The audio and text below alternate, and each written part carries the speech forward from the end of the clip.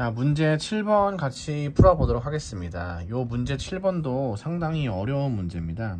그래서 같이 한번 생각하는 연습을 시도해 보겠습니다. 분자 x, y에 대한 자료인데요. 지금 원자 x와 y 두 개가 주어져 있고 질량수가 2 차이가 나고 있습니다.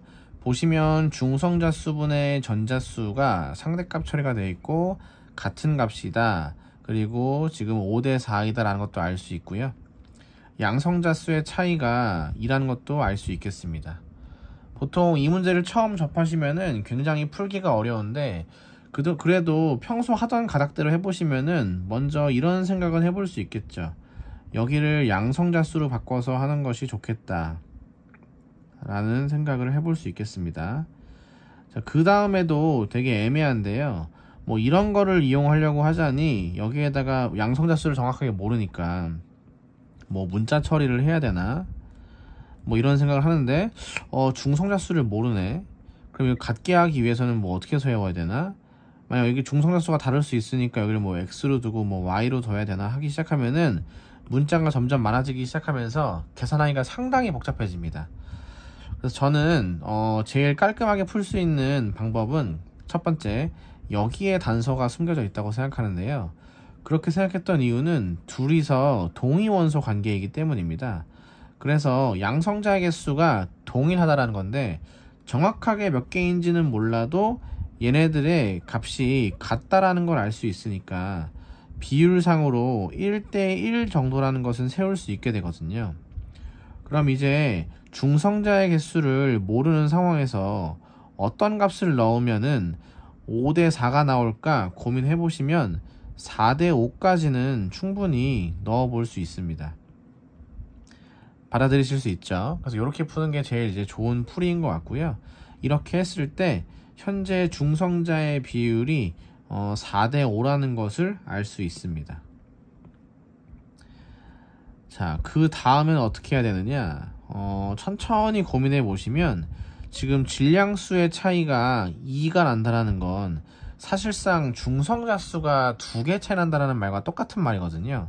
그래서 이 4대 5를 실제 값으로 전환시켜 주시면 이렇게 8대 10까지도 갈 수 있습니다. 아, 중성자의 개수의 비율이 8대 10이구나, 실제 값이구나 라고 알 수 있는 거죠. 이해되시죠? 자, 그 다음에 처음에 제가 문제를 풀었을 때에는 둘 사이의 관계를 정리하려고 노력을 해봤습니다. 뭐 예를 들어서 뭐 이런 식이죠. 양성자수의 차이가 2라고 되어 있으니 여기를 뭐 n이라고 두고 n 더하기 2라고 둔 다음에 8 쓰고 여기 개수를 모르니까 x로 둔다면 같게 둔다거나 뭐 이런 식으로 해서 뭐 접근 방법을 세워봤습니다. 근데 이렇게 했을 땐 답이 죽어도 안 나오더라고요. 그래서 그 다음으로 보셔야 될 그 조건은 여기에서 단서를 찾는 것을 권장드리겠습니다. 잘 보십시오. 이 지금 문제를 잘 관찰해 보시면요.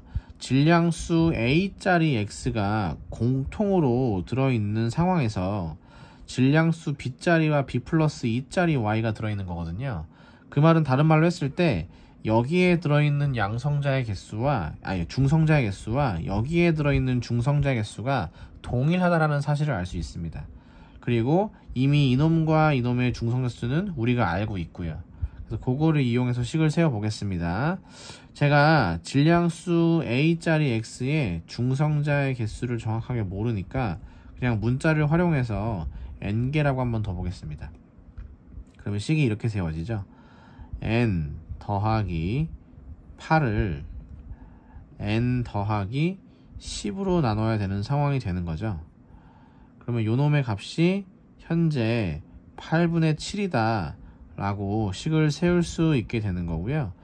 요거를 이제 계산을 해보시면은 뭐 해봅시다. 그냥 8n 더하기 64는 7n 더하기 70이 나오는 상황이죠. 그래서 해보시면 n은 6이라는 사실을 알 수 있습니다. 아하, 질량수 A짜리에 저기 중성자수가 6개구나 라는 걸 알 수 있게 되는 거죠. 네, 그 다음에 요거를 처리해 주시면은 문제풀이가 수월해집니다. 자, 가볼게요. 그럼 이제 식을 또 한번 세워보겠습니다. 여기가 중성자수가 6개라는 걸 알았으니까. 그럼 이렇게 세울 수 있지 않나요? 6분의 위에다 씁시다 그냥. 양성자의 개수는 모르니까 비워두고요. 6분의 모르니까 문자로 뭐가 좋을까? m이라고 쓰겠습니다. 여기는 이렇게 쓸게요. 중성자수 8개 그리고 여기다가 m 플러스 2라고 쓸게요. 네. 선생님 2 차이 난다라는 말은 여기가 m 플러스 2일 수도 있고 여기가 m일 수도 있는 거잖아요 라고 하시는데, 네, 맞습니다. 근데 둘 다 풀어보시면 이쪽은 마이너스 값이 나오고요, 여기에서 정확하게 양수 값이 나와서 정답에 도달할 수 있습니다. 자, 계속 진행해 볼게요. 그럼 이 두 값이 이렇게 같다라고 식을 세울 수 있는 거죠. 이해되시죠? 밑에다가 한번 풀어볼게요. 8m은